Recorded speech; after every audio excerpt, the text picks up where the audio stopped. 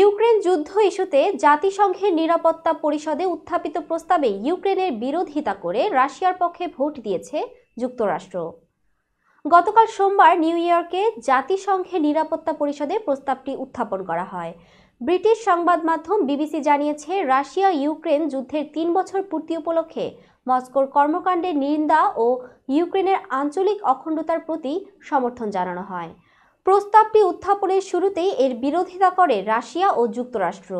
এর মধ্য দিয়ে ট্রাম্প প্রশাসন ইউক্রেন যুদ্ধ নিয়ে তাদের অবস্থান আরও স্পষ্ট করল। তবে বিরোধিতা সত্ত্বেও শেষে প্রস্তাবটি পাশ হয়।